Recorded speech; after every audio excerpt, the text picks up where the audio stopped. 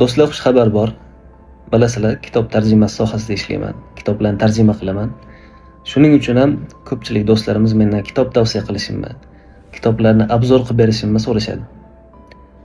Men tavsiya qiladigan kitob do'stlar, yaqin kunlarda tarjimasini qilib topshirdik, alhamdulillah. Asosiy ish tugadi.